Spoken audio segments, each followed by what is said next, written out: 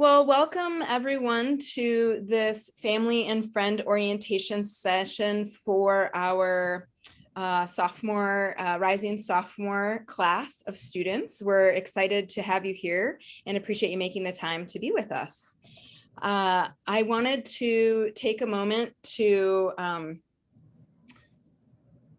you can go to the next slide, please. I wanted to take a moment to let everyone know that we are recording this session. So if you prefer to be off camera or such, please do that. But we want to be able to make this information available to people who couldn't make it here today. And I also want to begin by doing a land acknowledgement about which speaks to the land on which UCSC is. So next slide, please. And if you could play the video.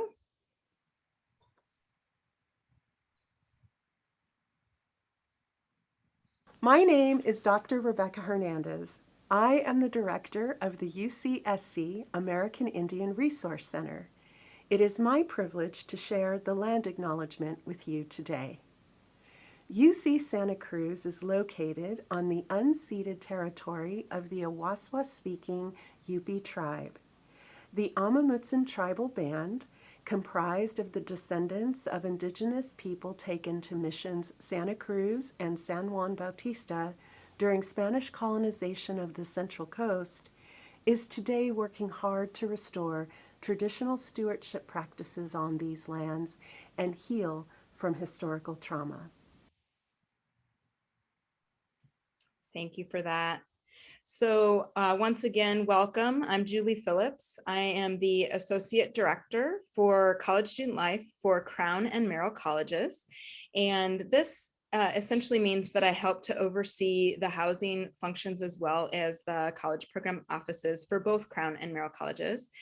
And I'd like to take a moment to introduce my colleagues here with us today as well. So if you could begin, Provost Elizabeth. Sure. My name is Elizabeth Abrams. I'm the provost of Merrill College. I have been provost here for 9 years. I'm also a faculty member in the writing program. And let's see, I'm also a UC grad myself with UCSC family history as well. Thank you. Maya. Hello, my name is Maya Hernandez. I use she, her pronouns, and I am the Crown College Programs Coordinator. And I get the privilege of working with all of our students college-wide. Thank you. Manel.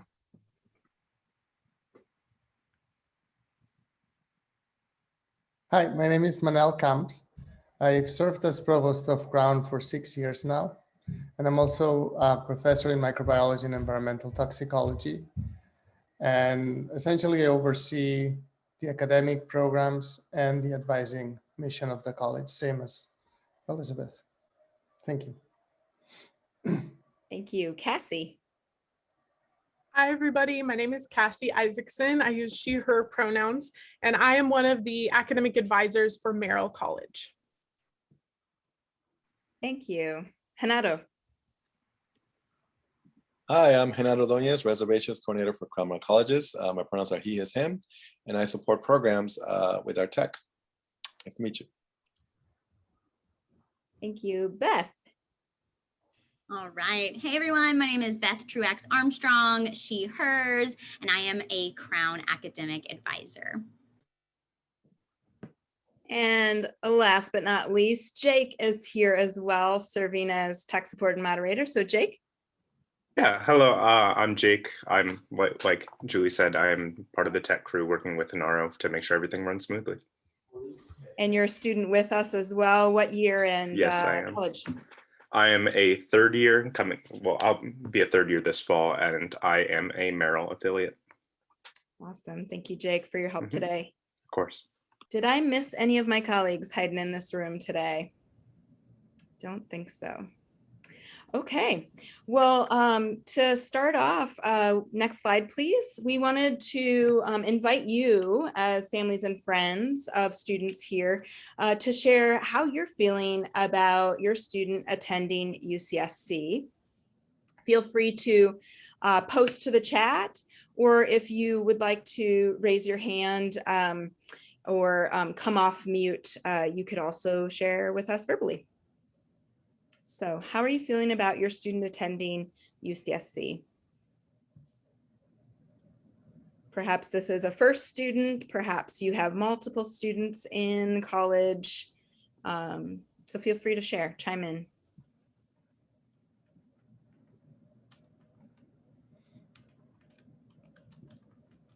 I can't see the little hand thingy, but so I don't know where it is, but I don't mind chiming in. Yeah, I love it. I mean, I think what you guys did last year was trying to put it all together was really amazing. And so my son's a sophomore because he was a freshman. Of course, he was enjoying Santa Cruz from the second story of our house. So so yeah, it's pretty amazing what you guys did. Seriously, I'm really happy. I have a kid over at Davis who's he's a senior. And I have my other guy over at Santa Cruz, and I'm really impressed with what Santa Cruz has done. So I'm excited for him. Thank you for sharing, Michael. And we're excited too. I'm seeing the chat. There's a lot of excitement that folks will be able to come onto campus this year, which is also very exciting for us. Yeah. And are there any students with us here today? We know that sometimes students want to be in the session as well. So any students here, how are you feeling? If so?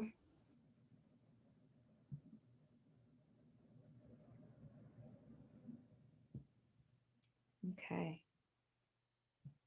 I'll read just a few of these responses from friends and family. Woohoo, we're so excited to have them on campus.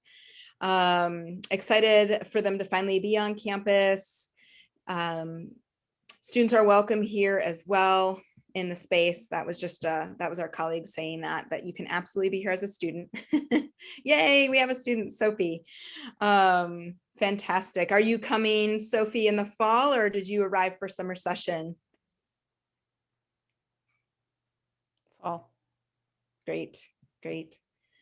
And we also have here in the chat, excited to have my student attend to a son who is a sophomore. This will be the first year on campus, and definitely excited about in-person classes. Very excited at the prospect of being on campus and indescribably relieved to know that there is on-campus housing available. Happy to have him try on-campus experience. I hope the pandemic doesn't disrupt the chances of living on campus. Yeah, wonderful. So thank you so much for that. We, as I mentioned, are also very excited to come back to some semblance of normal. Next slide, please. I want to share with you what we will be covering today. We're hoping to, within a short time frame of about 20 to 30 minutes today, to share with you why the colleges are important to us at UC Santa Cruz, talk a little bit about academic life, the student life experience, or the outside of classroom experience, and then just some helpful information and dates. Next slide, please. What we will not be covering specifically are questions related to financial aid, transportation, campus security, or health center and insurance. And that's just because these offices are really the subject matter experts. Financial aid, for example, is always changing, and we don't want to guide you astray. So if there are questions of this nature, we'll just be referring them to these campus partners for you to follow up directly. Next slide, please. So I want to invite Provost Manel and Elizabeth to chime in on why this college model. Great. So I can jump in here. The colleges are pretty unique in the American educational system. There are lots of institutions that have some kind of collegiate division on the campus, but ours are special because they offer both a living environment and a smaller kind of living environment within a larger campus, and also they offer curriculum, and that's the part that is quite unusual. We have college classes that complement The classes offered by the departments provide students with really fantastic opportunities for experiential education, internships, and so on. And also further the exploration of the distinct intellectual themes of the different colleges.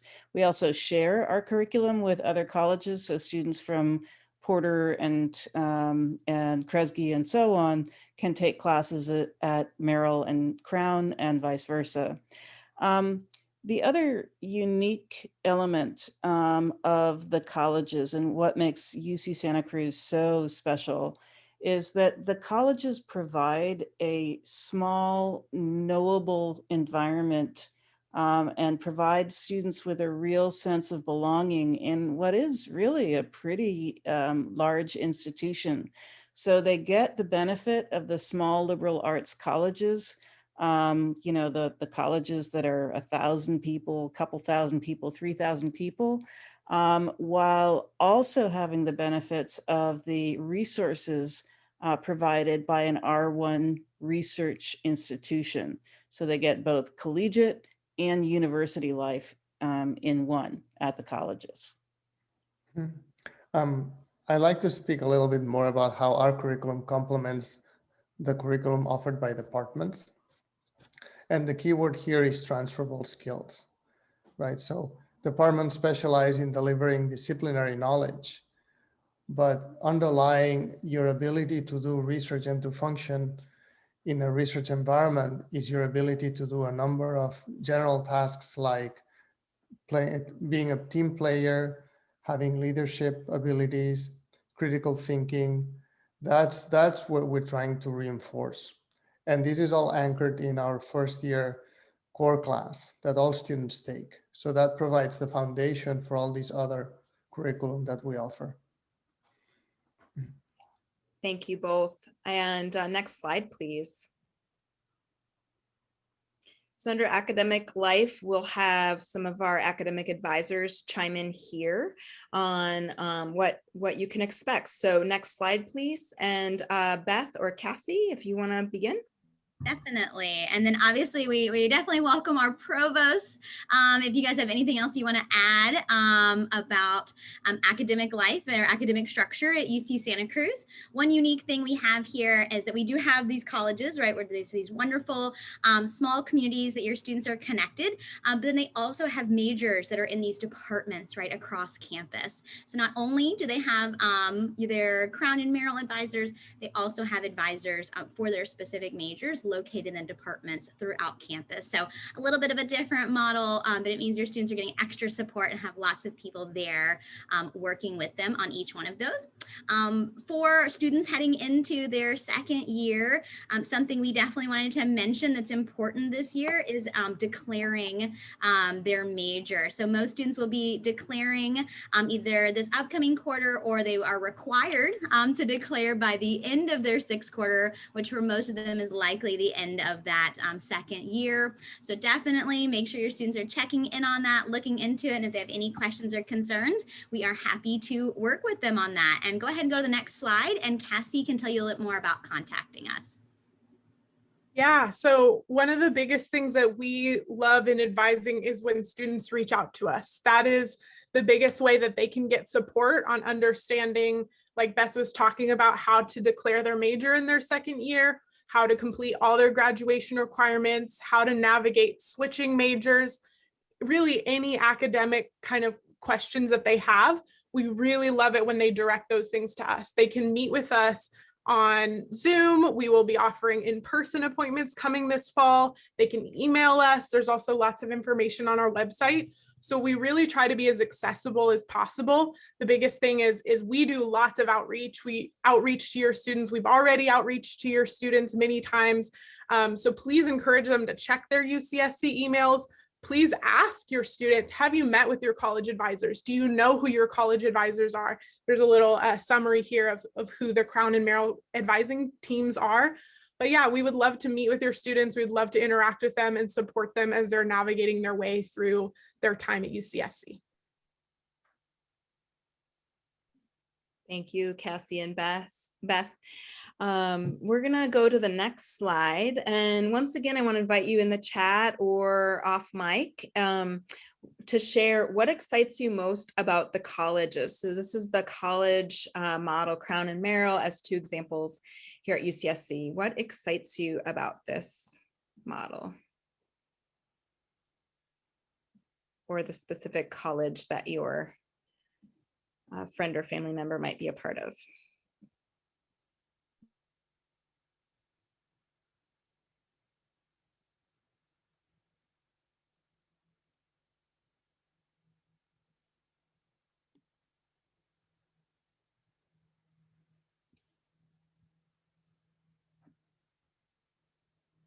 Yeah.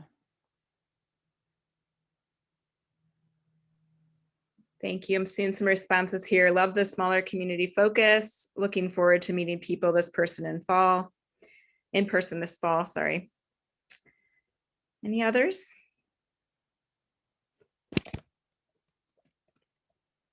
I feel like the college model gives you a small college feel while still providing the advantages of a big university. Yeah, I can definitely say, having worked at other institutions and having worked here, that is certainly the sense and feel. I mean, the students are affiliated with Crown or Merrill colleges, regardless of whether they live on campus or not. So perhaps a student lives on campus for 1 or 2 years and not the other years, but they would still be affiliated. And so this is the location where they'll find their advising, the location where they'll find programs and events for their fellow cohort, and also live on. So that residential, academic, and programmatic and leadership experiences all right here in one place. Okay, so next slide. So up next, we wanted to share about student life, including our programs and leadership offices, as well as residential education and housing. So to start us off, next slide, no, not next slide, apologies. Start us off, we have Maya. Hello, so my name is Maya again, and I am the Crown College Programs Coordinator. Both Crown and Merrill have a programs office that independently encourage and provide co-curricular experiences for our students. So we are responsible and house the bulk of programs and activities for all of our students, regardless of where they live. And we work very closely with Res Ed and our academic advising team to have some collaborative themed experience too. In our offices, we also host with our students and our student leaders, both our student governments. We have very robust and active student governments at Crown and Merrill. And we also host Instagram accounts. We know that most of our students, even in coming to this year, as we return largely to a residential population that's going to be full of activity on campus, please know that programs offices, we will continue to serve all of our students virtually and in person, wherever they may be. And largely we do this through social media. And so I encourage your students, please check your emails and sign up for our Instagram accounts, as well as our Discords, especially to check both your emails and the Instagram accounts closer to mid to late August and early September, because you will have updates on our Welcome Week events. And so the program offices are planning a lot of great events for incoming and continuing students. There will be some programs and events geared directly to our sophomores, because we know, many of you did not get the initial on-campus or college experience you were hoping for. And we also are hoping that you will engage with us. And so one of the things we also have at the programs office is our jobs and student leadership positions. So any of you who are interested in potentially serving as an orientation leader for our incoming classes, I'm dropping in the chat also a tiny URL form that we have our orientation leader applications open, that you can help be a part of the organization, hosting, and implementation of really cool programs and events for your peers and for our incoming students. And you do not need to live on campus or even live in Santa Cruz to apply for these positions. We do have positions that will be remote, in part to also support our remote population. But we're here for you. We love to engage. Please check us out on Instagram, direct message us, if you have ideas for events and programs as well. Thanks, Maya. And I will just take a moment to share about residential education and housing. So we, students who will be living on campus next year, many of whom will be our sophomores, rising sophomore class, will move in to a combination of residential halls and apartments. And in these spaces, there's a lot of support. Maya already highlighted some of the welcome support that will be there. And I wanted to also share that, you know, on the residential side, there are resident assistants that live in each community or on each floor that will actually be student mentors and peer leaders, known as RAs, that will, you know, or help orient your student to what it's like living in on campus. And that support is available, you know, 24 hours, as well as live-in professional staff known as coordinators for residential education. We have 4 live-in professional staff, 3 coordinators for residential education, and an assistant director for residential education, who all live in and provide 24-hour crisis support, et cetera, to students. Move-in day for sophomore students this year will be Sunday, September 19th. And this is 3 days before, there's 3 full days before classes begin on Thursday. So students will arrive on Sunday and have ample welcome week and orienting opportunities from Sunday evening through Wednesday before Thursday's classes begin. And I think, yeah, we also have our housing office open 9 to 5, 9 to 5 Monday through Friday to support students as well during the academic year when they're living with us. So I also wanted to share one last thing here under student life, which is along with the academic curriculum that Manel and Elizabeth spoke to, we also have a student life curriculum at all the colleges. They've worked hard to develop what values and outcomes we want to see from our students in the experiences they have outside of the classroom. And so our educational values are, well, I'll just read this statement here. Our educational priority is that we uniquely engage lifelong learners who demonstrate bold curiosity, an intricate understanding of identity, and an unparalleled commitment to community and the pursuit of a socially just world. So those values, again, are a focus on engaging curiosity, understanding identity, commitment to community, and commitment to social justice. And these are values that underpin the different events and outreach that we'll be doing to students, from the way they interact with their RAs to the events that they might attend in programs, and et cetera. And this also links really well to the academic experience that they're having in core class, et cetera. So please know that we are here to support on all levels and with a lot of intentionality. Next slide, please.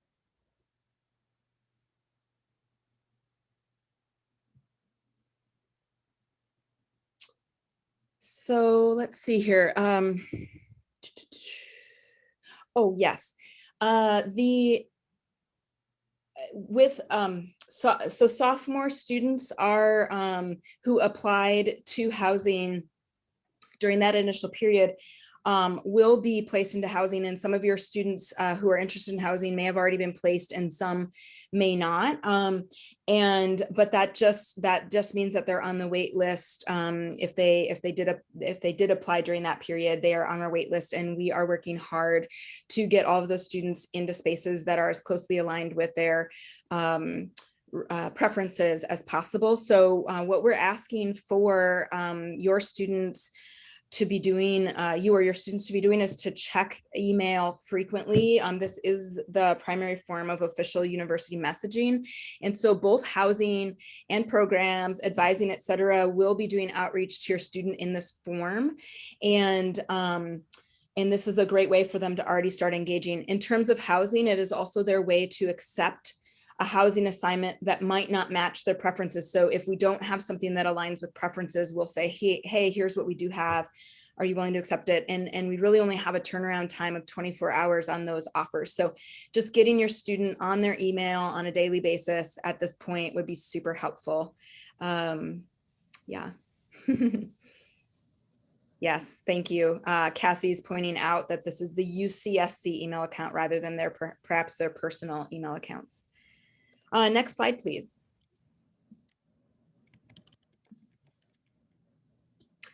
I just want to quickly share a few things that are always helpful for family and friends of students to know, and that is that FERPA, which stands for Family Educational Rights and Privacy Act. And ultimately what this says is that regardless of the age of the student, even if they're under 18 years old, if they enter campus, they become eligible for the privacy of their records. And so what this means is that we can't share student information with family or friends without the express permission of the student themselves.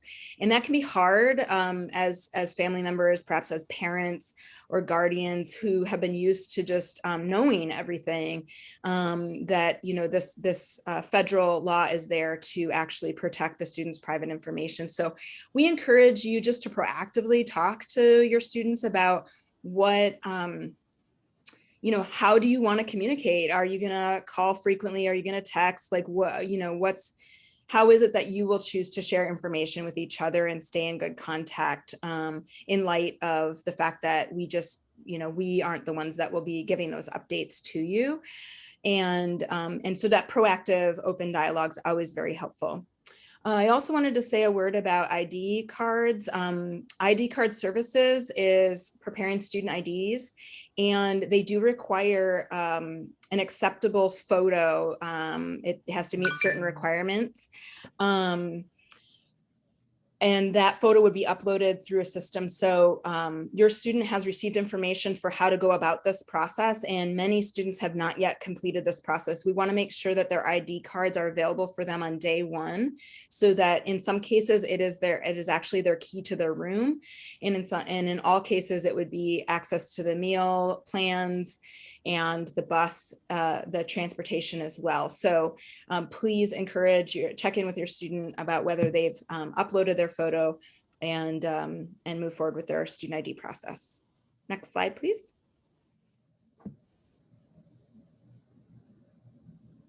We know that the ever-changing situation with COVID-19 has been a challenge for us all year.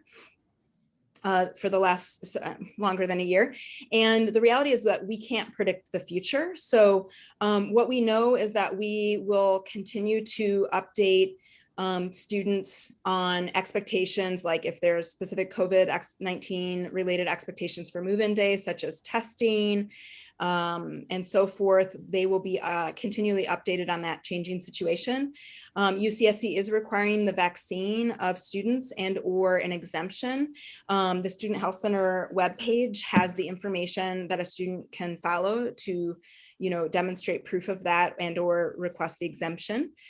And what we can also speak to is the fact that last year we feel, although it is an ever-changing situation, I look back on last year and I'm very proud of what we were able to accomplish. We had excellent testing centers, very accessible and easy for students. We had generally a high compliance rate of testing. We were able to offer vaccines on campus as the year went on, and we were able to maintain our COVID positivity rates incredibly low, lower than the city or county and nation, et cetera. And we also did have ample quarantine and isolation housing for when there were concerns that could have arisen. And we offered extensive outreach and support to the students who ended up in isolation as well. So these are all practices that we would continue based on the ever-changing situation for the coming year. Next slide, please. All right. So last up, I just wanted to highlight these dates. Again, sophomore student move-in is on September 19th. Fall instruction will begin on the 23rd, which is the Thursday after the Sunday move-in.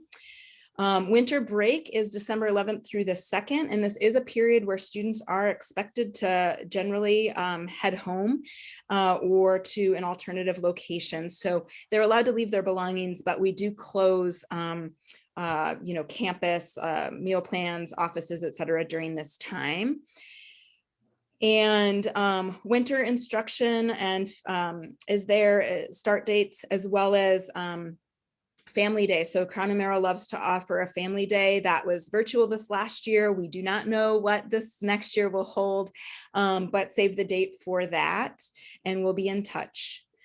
Yeah, so, and then it also shows when residents close at the end of the year for year planning, June 10th at noon. Next slide, please. Oh, that is actually the last slide. So at this point, I wanted to open it. Is there actually, very quickly, is there anything I missed? I'd like to ask my colleagues if there's anything that I missed before we open for Q&A. We did have someone ask Julie just for clarification again about the when housing assignments will be made. Can we just highlight that again on its own? Yeah, absolutely. Thank you, Beth. Yes, so we are working on placements literally every day all across campus. And it just is a matter of linking what a student's preferences are to what rooms remain available. So this is actively happening. We have hopes to complete this process for our sophomore students by August 6th. There may still be a few outliers after that, dependent upon, like if somebody has very specific preferences and such, there may be a few outliers after that, but it would be our hope to have the majority of our sophomore students in an assigned housing space by that time. The best advice I can give is if your student is open to a variety of, like if they maybe were really specific in their housing application initially for room type or something like that, and they want to expand their options, they can go in and update their options to make themselves available to more room types, or to a different type like a res halls and not just apartments, et cetera. And that will help us facilitate placements more quickly for them. And also it can take the pressure off of like, am I going to miss an alternative housing offer in my email because I didn't check it one day or something like that. So they can proactively update their details and their preferences if they wish to do so. Yeah.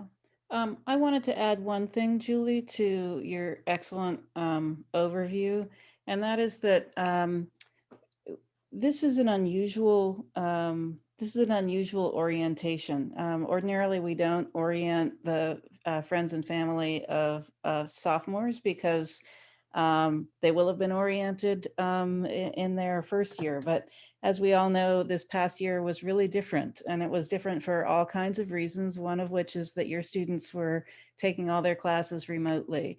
In having this orientation, we are not ignoring and actually planning for this coming year. We're not ignoring all the events of the last year, couple of years. That included a lot of pretty tough times, students taking classes remotely, either in high school or in college, but also kind of national trauma of COVID, the terrible traumas of violence and bigotry that have occurred in the streets of our country, the real tragedies of racism and hate speech and hate action. These are all events that affected the country, but they've also affected our campus, and we are alert to those. And as we are moving forward, we're moving forward with the knowledge that our students have experienced these events in various degrees. And so we're preparing for students who have come in with those experiences as well. Our resource centers are very on top of these issues, and our counseling and psychological services are as well. So I just wanted to acknowledge what everyone has lived through as we move into the future. Thank you, Elizabeth. I realized halfway through I had forgot to do that acknowledgement at the beginning. I appreciate you chiming in because that context is so critical to the student experiences for all our students. Yeah. And how we engage proactively as a result of that. I'm gonna go ahead and open it to open Q&A, and I had a direct message, but I actually wanted to answer this for all individuals because I think it could there could be others out there. So the question is around whether roommate groups can be accommodated, and the answer is it depends. So where we have vacant bed space, like we are trying to play, and there's a roommate group that could fit that bed space configuration, like we would try to accommodate those roommate groups, but we're unable to relocate students to make roommate groups work if like there's not open space where one student's already placed or things like that. And that's because like our goal is to get students assigned into space so that their anxiety can come down, and we know that everyone has a space, and each time we have to move somebody, it dominoes that, and it prevents us from getting in, getting students assigned in a timely manner and in within their preferences. So that is hard, but where we happen to have space available and are able to do it, we are attempting to do so. There's a question. I'm sorry. That Maya, you probably have the same question. There's a question from Sylvia.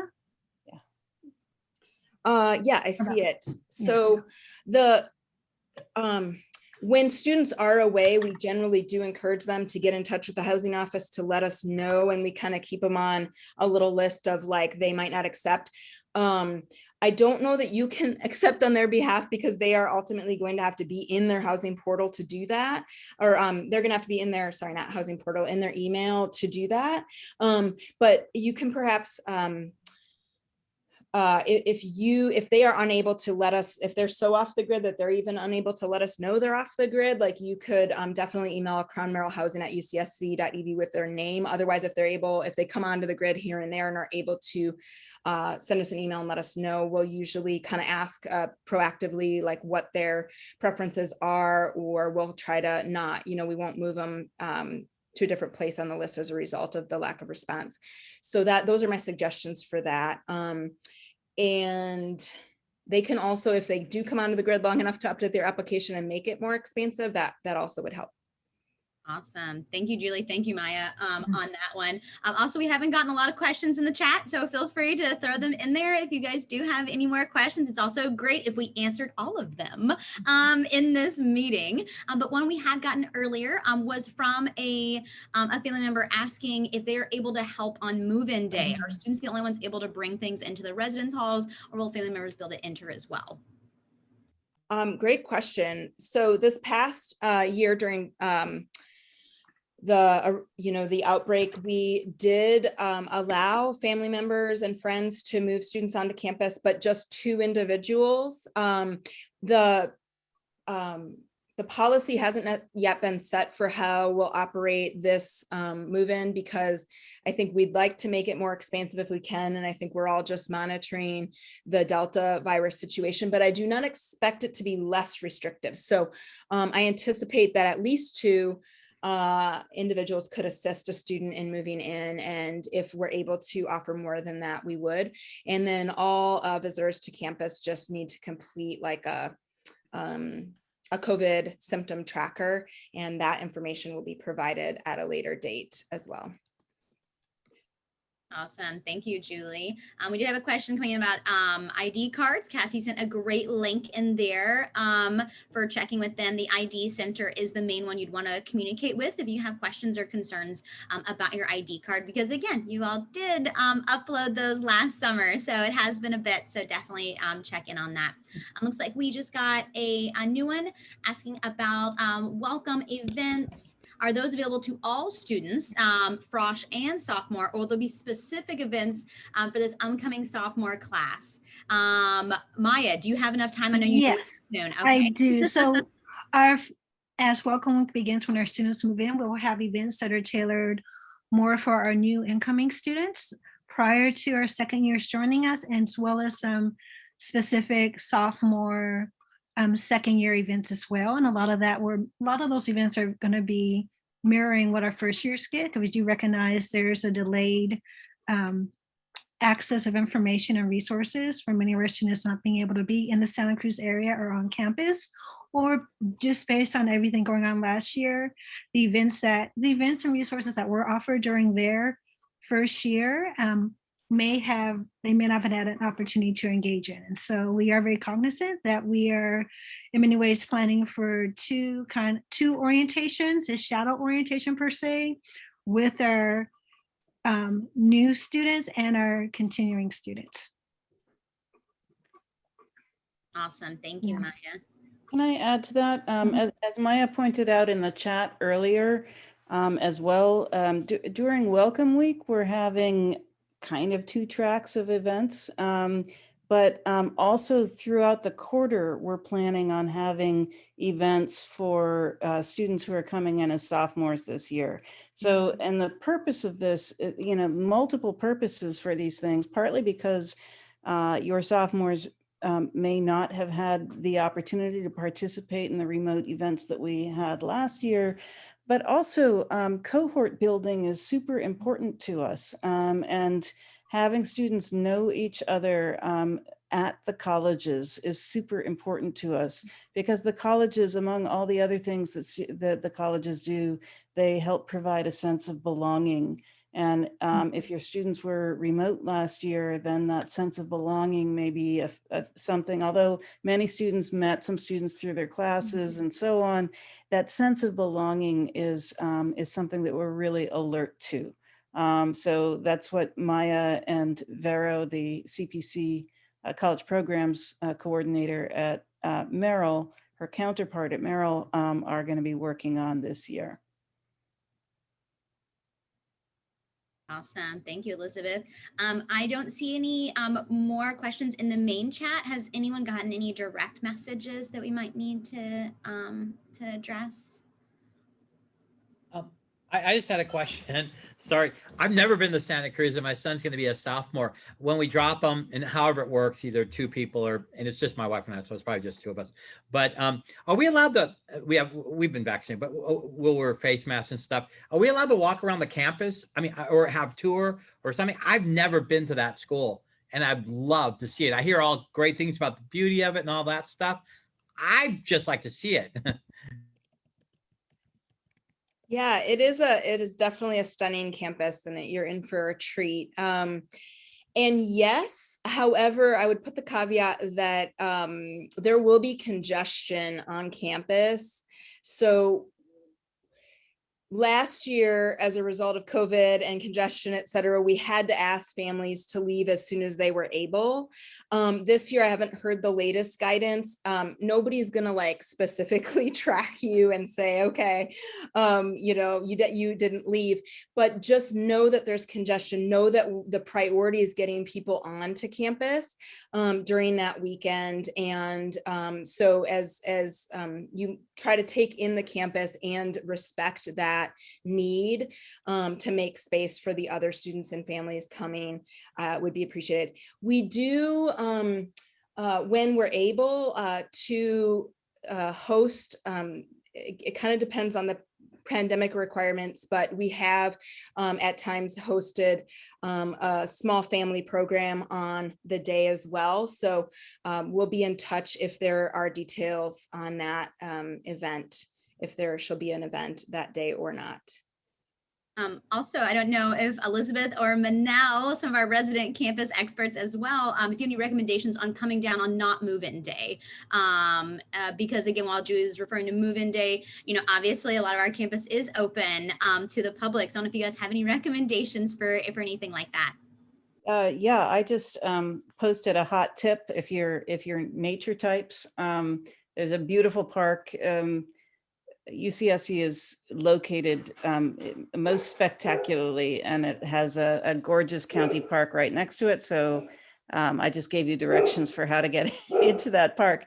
But when you come to campus to visit your students, one key thing is let your students know that you're coming. Nobody's going to be able to let you into their res hall rooms. The students themselves need to be the ones who let you in. Maya, thank you for the URL for campus visits. That has information both about the environment and about how to schedule a tour and so on. Your student is going to be your best guide here. So when you come later, have your student give you a good walk around and wear very comfortable shoes. Yeah. The other thing is we usually have a family day event around February. So that's a good time to visit without all the congestion of moving day. Yeah. Mm-hmm. And Manila, you and I don't think we've talked about this yet, but we usually do have open houses on move-in day. So, the idea is to get your kids situated and then leave them and let them be students in their new place and come to our houses, and we'll soothe you with brownies and lemonade and conversation. Yeah, and when Elizabeth said our houses, she means literally that. Both Provost Elizabeth Abrams and Manal Camps live on campus here as well. So actually we have more live-in staff than I mentioned, although they do not serve per se traditional crisis support. Well, if anybody chooses to do a day trip at some point this summer and you have questions or want recommendations on restaurants, coffee shops, other things to do, if you decide to come into town, definitely feel free to ask. We are happy to share. And yeah, day trips to Santa Cruz are definitely well worth it. So feel free to look into that as well. Looks like the only other question we have had really come in is somebody just asked, will there be a recording available of this presentation? Yeah, we are recording the sessions that we've had, and at least one will be posted to the Crown and Merrill websites shortly. So definitely. Maya has just posted some great URLs in the chat for things to do in Santa Cruz, a virtual tour of UC Santa Cruz, and so on. And I also encourage our students or parents, you can follow to our college Instagrams, because oftentimes we'll have some fun, quirky things on our Instagram pages that show the colleges. We have lots of deer and turkey. Occasionally you may see a coyote pop up, but all of the undergrad colleges are posting events and also just giving students a sense of campus life. So, you can join in the fun that way too. And that's where, again, a lot of our events and job and leadership positions will be posted in the fall as well. Since we haven't had any other questions come in, I'm going to throw Cassie on the spot because we haven't got to hear from her as much. Cassie, what is, if you could pick maybe your top 1, 2, if you need to, recommendations for sophomores heading into this year, what would you say? Wow, that is a great question. I would say, quick tip on the academic side, because that's our main wheelhouse. Make sure you're on track to declare your major and make sure you're on track to complete writing 2. Those are the big second year milestones. And if you have any questions about what those things mean, have your students talk to us.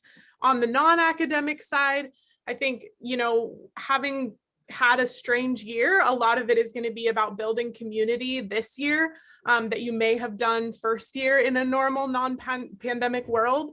But aside from that, it can also be a time where you start spreading your wings and trying out clubs and trying out extracurriculars.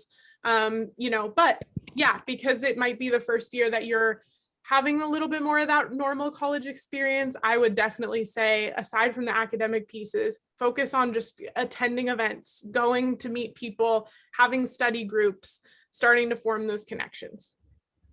Awesome. Yeah, I agree. And it might be really scary, right? Especially after, a really rough year, right? And having to be more isolated. Sometimes it does take those additional, brave and courage steps to move forward. But again, I echo what Cassie said, that getting involved, while university is going to be providing a lot, really my best memories from college and those experiences were what I built myself, and the clubs I went out and joined, and the groups that I went out and found for myself, and not just these bigger campus activities. So lots of ways for students to connect in that way. And so I agree, involvement in clubs, organizations, also major clubs are really great. Those students get connected up with also these juniors and seniors in their programs, where they can ask questions, almost get these kind of mentorship relationships going on informally. And that's just where they're going to hear about a lot of great opportunities as well. And actually, that looks like that prompted some questions. Will club sports be back? Okay, Maya replied to that one. So it looks like, yeah, there should be options for that. All the clubs, as far as we're aware, should be up and running. There will be opportunities to explore those as well. And then, yes, all of those clubs and recs, as far as we're aware, will be up and running again this fall. All right. I wanted to chime in too and say that I know Maya had mentioned a hiring opportunity for orientation and welcome leaders.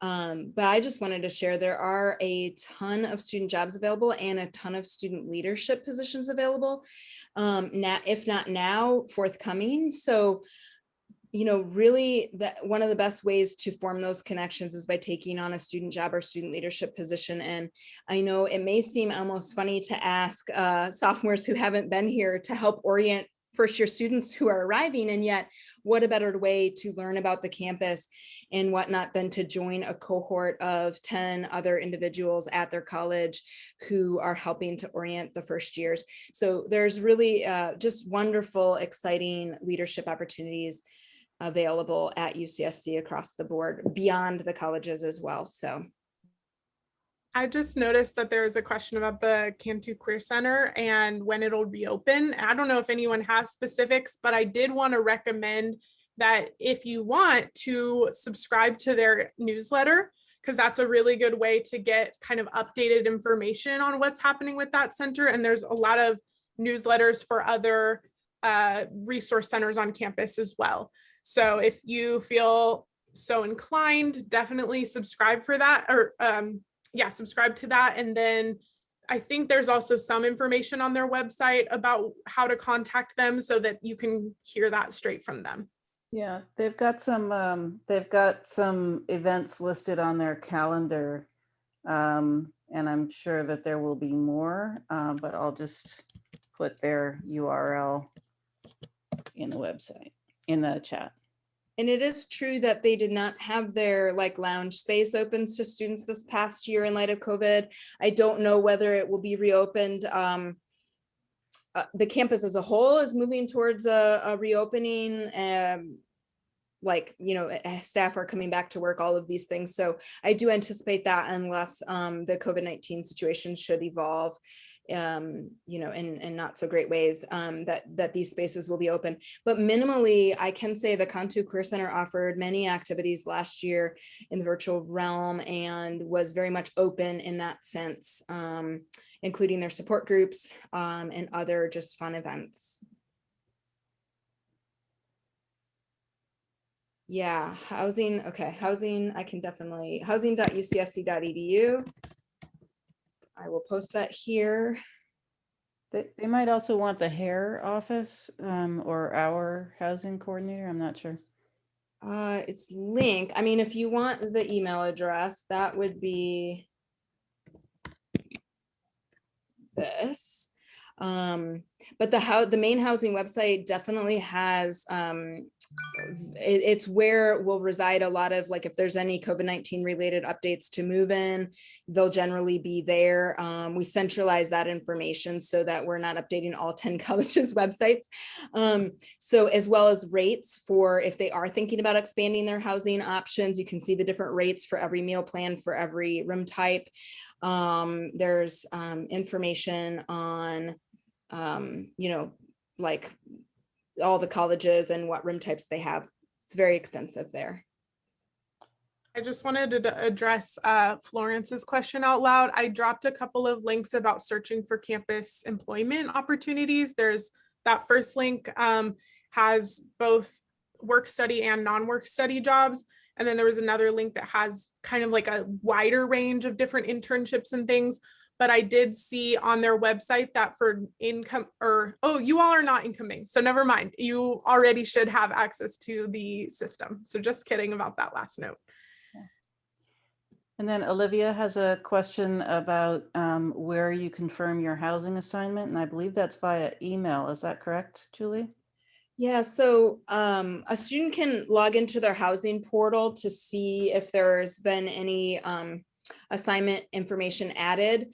This question might have two parts to it. So if a student's not assigned, they will get notified via email saying you've been assigned, and one can also log into their portal and see that they've been assigned. What students will not see yet is any specific information about what room type, what building, who their roommates are, if applicable. And that information will be made available in mid-August.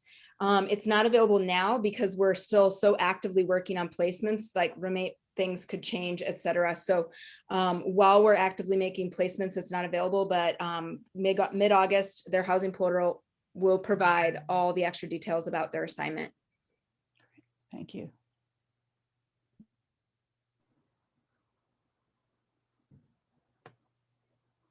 We've got 2 minutes left for any questions you might have.